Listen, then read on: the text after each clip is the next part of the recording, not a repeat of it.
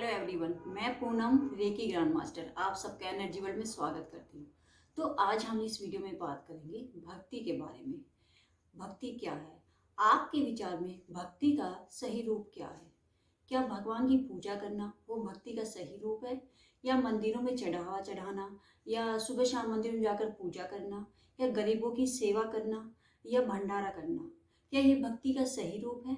आपके विचार में भक्ति का सही रूप क्या है? चलिए इसके बारे में आज हम इस वीडियो में बात करते हैं। भक्ति का अर्थ है प्रेम और ईश्वर के प्रति निष्ठा, यानी जो ये सृष्टि है उसके प्रति प्रेम और निष्ठा। इस संसार में जितने भी प्राणी और जीव हैं उनका सम्मान और उनका संरक्षण भक्ति है, जो उसे हर कोई कर सकता है, चाहे वो छोटा हो या बड़ा, कोई गरीब आदमी हो या अमीर, या वो किसी भी देश का हो, किसी भी राष्ट्र का हो, या किसी भी विश्व में किसी भी जगह पर वो रहता हो। भक्ति हर कोई कर सकता है। भक्ति का अर्थ है ईश्वर के जो प्रति सच्ची निष्ठा, सच्चा प्यार। अब जो है ईश्वर वो हर जगह है, यानी वो मेरे अंदर भी है और आपके अंदर भी है। हमारे चारों तरफ ईश्वर का वास है। इस सृष्टि के हर कण में ईश्वर का वास है, हम लोग ये मानकर चलते हैं। हम ईश्वर से एक ऐसे धागे से बंधे हैं जिसे हम प्यार का धागा या प्रेम का धागा भी कह सकते हैं। अब जो मानव समाज है उसका जो नेचर होता है, यानी जो मानव समाज का नेचर है उसका या तो निंदा करता है या किसी की प्रशंसा करता है। यानी जो मानव समाज है उसका जो नेचर है वो दो ही नेचर होते हैं, या तो किसी की प्रशंसा करता रहेगा, उसकी तारीफ करता रहेगा, या फिर किसी की निंदा करेगा या बुराई करेगा।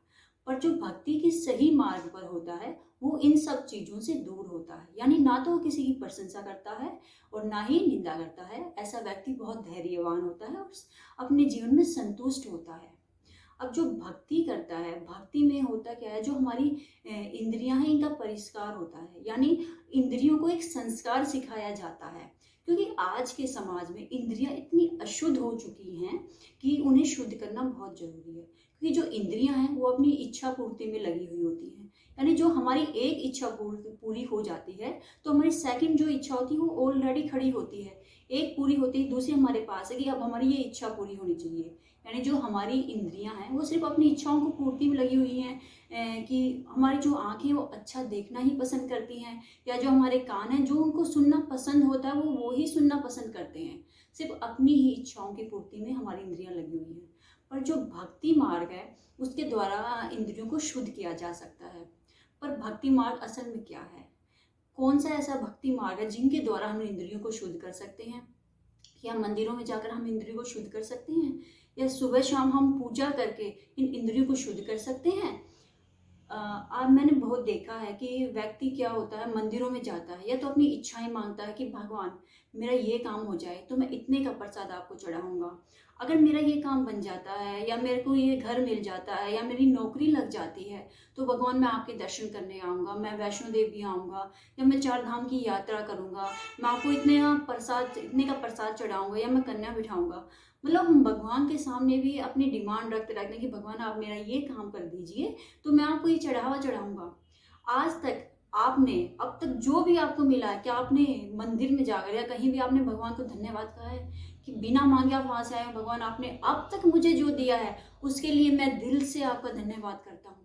क्या आपने कभी ऐसा किया है, या सिर्फ आप मांगते ही चले जाते हैं? क्या ये भक्ति का सही रूप है कि हम सिर्फ ईश्वर से सिर्फ मांगते ही जाए?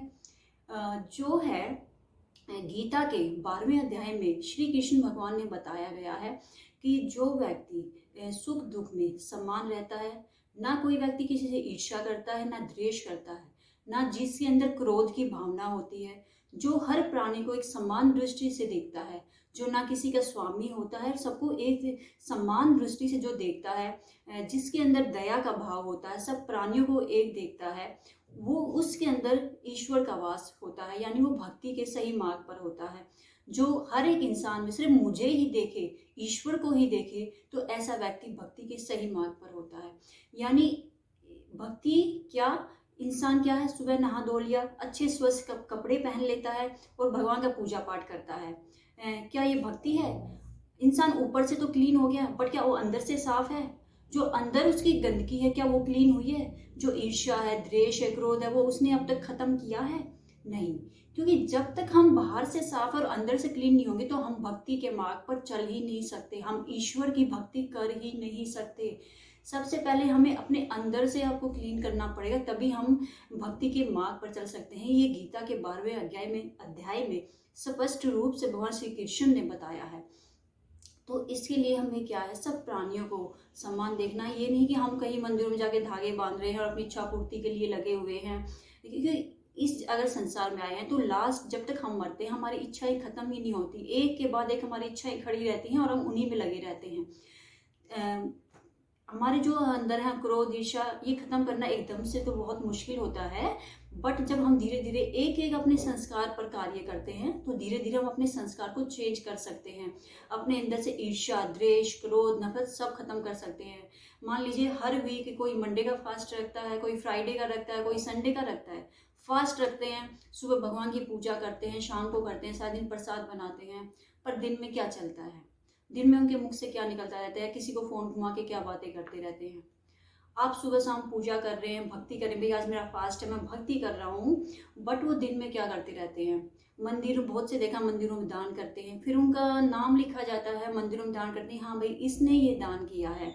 जो हम ये चीज़ें करते हैं और जो हम दान करके हम बताते हैं कि मैंने ये काम किया है, तो इससे क्या होता है, इससे जो होता है वो हमारे जो अंदर हमारी ईगो डेवलप होती है, हमारी जो ईगो है वो बढ़ती है। जब हम कोई कार्य करते हैं या किसी की हेल्प करते हैं और जब हम उसको जताते हैं तो इससे जो है हमारी ईगो बढ़ती है, क्योंकि हम इसमें क्या होता है अपने आप को बड़ा दिखाने की कोशिश करते हैं और सामने वाले को छोटा, कि हाँ मैंने ये काम किया है, मैं बड़ा हूँ, तो इससे हमारी जो है ईगो डेवलप होती है। तो हम इसको सच्ची भक्ति नहीं कह सकते। जिस व्यक्ति के अंदर ईर्ष्या है, नफरत है, अपने आप को ऊंचा दिखाने की भावना है, चाहे वो कितनी ही पूजा पाठ कर ले, कितनी ही भक्ति कर ले, कितने ही मंदिरों में, कितने ही धामों की यात्रा कर ले, पर ऐसा व्यक्ति कभी भी ईश्वर की सच्ची भक्ति नहीं कर सकता। ईश्वर की सच्ची भक्ति में क्या होता है, दूसरे को बिना जजमेंट के सुनना, लिसन विदाउट जजमेंट, यानी जो सामने वाला बात कर रहा है उसको हम बिना जजमेंट के सुने। होता क्या, सामने वाला बात कर रहा है, हम जो इंसान होते हैं उसके अंदर 10 कमियां निकालनी शुरू कर देते हैं, देखो कैसे बोल रहा है, क्या है। अगर आप सच्चे भक्ति के मार्ग पर हैं तो सामने वाले को बिना जजमेंट के आपको सुनना है, राइट। दूसरों में आपको अच्छी क्वालिटी देखनी है कि उसके अंदर क्या गुड क्वालिटी है और उसको अप्रिशिएट करना है। अब सामने वाले इंसान में भी भगवान है, मेरे अंदर भी ईश्वर है, हर जगह हर कण में ईश्वर है, तो सामने वाले इंसान में हम अच्छाई क्यों नहीं देख सकते। क्या अगर उसमें ईश्वर है, क्या उसमें एक भी अच्छाई नहीं होगी, हमारे ही अंदर अच्छाई है नहीं, तो अगर उसमें भी ईश्वर है और मुझमें भी ईश्वर है तो उसके अंदर भी अच्छाई होगी। तो क्यों ना हम उसकी अच्छाई को देखें, उसकी बुराई को देखने की जगह। क्योंकि जिस इंसान में हम जो भी चीज देखते हैं, अगर हम उसके इंसान के अंदर बुराई देखते हैं तो वही चीज उसके अंदर से निकल कर बाहर आएगी। अगर हम किसी इंसान के अंदर अच्छाई देखते हैं तो वही चीज उसके से बाहर निकल कर आती है। यानी सामने वाले इंसान में हम जो भी देखेंगे, अच्छा है या बुरा, अच्छाई देखेंगे तो अच्छाई निकल कर बाहर आएगी, अगर बुरा देखेंगे तो बुराई निकल कर। अब वो आप पर डिपेंड करता है कि सामने वाले इंसान में आप क्या देखना पसंद करेंगे, राइट। दो व्यक्ति हैं, एक के अंदर आप अच्छाई देख रहे हैं और एक के अंदर आप बुराई देख रहे हैं, राइट। तो हम जो जिसके अंदर बुराई देख रहे हैं उसको तो हम बुरा बना देंगे, हाँ भाई ये इंसान मेरे लिए बुरा है। बट जिसके अंदर हम अच्छाई देख रहे हैं वो हमारे लिए अच्छा है। क्यों? क्योंकि हमारा नजरिया ही ऐसा है, हम एक के अंदर अच्छाई देख रहे हैं और एक के अंदर बुराई, बट ईश्वर तो दोनों में है ना। जिसके अंदर हम अच्छाई भी देख रहे हैं उसमें भी ईश्वर है और जिसके अंदर हम बुराई देख रहे हैं उसमें भी ईश्वर है। तो हमेशा अच्छों में गुड क्वालिटी देखें, उनको अप्रिशिएट करें, उनकी तारीफ करें। अगर आपके उनका कुछ अच्छा लगता है तो उनकी प्रशंसा करें। हमेशा होनेस्ट रहें, ट्रूथफुल रहें, हमेशा सच्चाई का साथ दें और ईमानदार रहें। दूसरों को माफ करना सीखें। जब आप दूसरों को माफ करते हैं तो सामने वाले का भला हो या ना हो इसका हमें नहीं पता, बट हमारा भला होना उसी टाइम शुरू हो जाता है जब हम दूसरों को माफ करते हैं, यानी हम ग्रो करना लग जाते हैं। बट बहुत से इंसान कहते हैं क्यों हम दूसरों को माफ करें, जब उसने मेरे साथ बुरा किया है राइट। मान लीजिए मैंने कल किसी के साथ कोई बुरा काम किया है और आज के दिन कोई मेरे साथ बुरा कर रहा है। अब ये बात तो मुझे पता है कि मैंने कल उसके साथ बुरा काम किया था, इसलिए आज ये सामने वाला बंदा मेरे साथ बुरा काम कर रहा है। ये बात मुझे पता है, तो मैं इसको एक्सेप्ट कर रही हूँ। पर हमारे इतने जन्म जा चुके हैं पिछले, हम उन चीज़ों को भूल जाते हैं कि हमने किसके साथ क्या बुरा कर्म किया था। वही चीज़ हमारे सामने आती है और हम भूल जाते हैं और हम बार बार वही चीज़ रिपीट करते रहते हैं। तो हमें ये समझना कि सबसे बड़ा जो होता है वो हमारा कर्म होता है। अब जो चीज़ हमारे सामने आ रही है वो हमारे कर्मों के अकॉर्डिंग ही हमारे सामने आ रही है।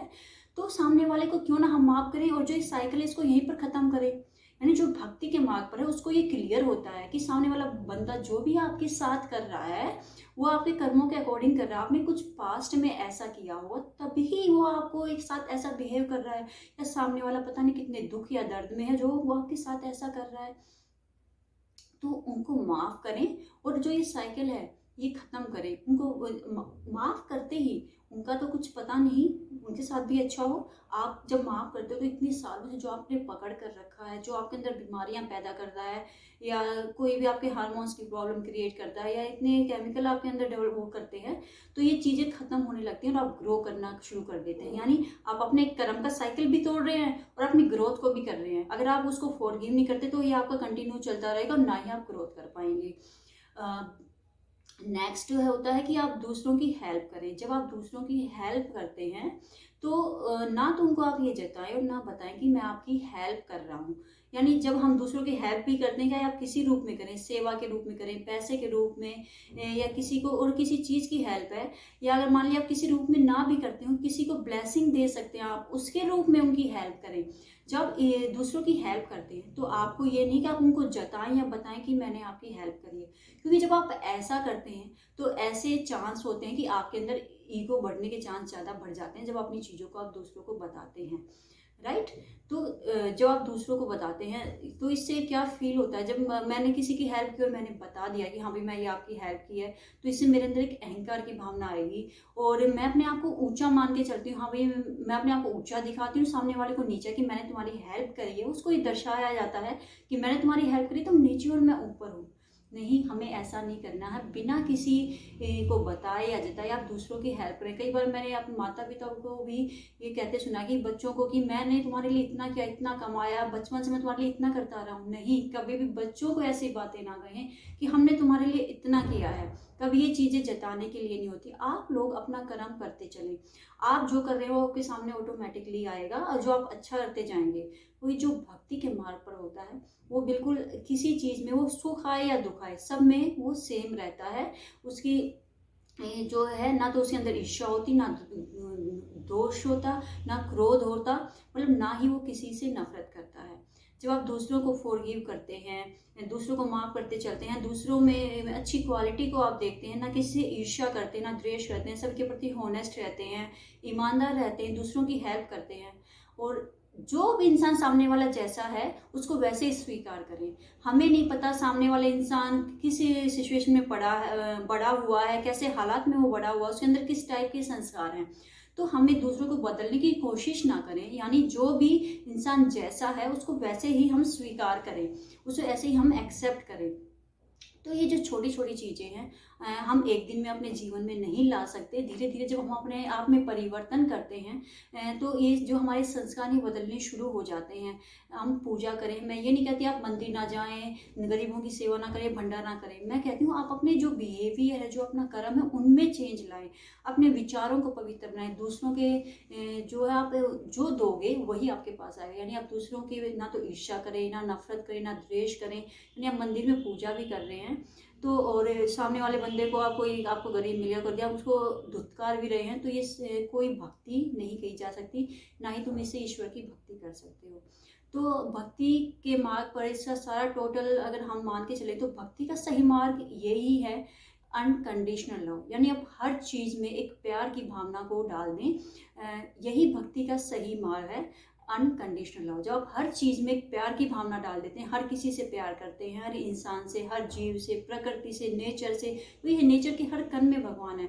अनकंडीशनल लव जब हर चीज़ को देते हैं तो हम ईश्वर की सही भक्ति करते हैं। भक्ति का सही मायना यही है, हर किसी को अनकंडीशनल लव देना।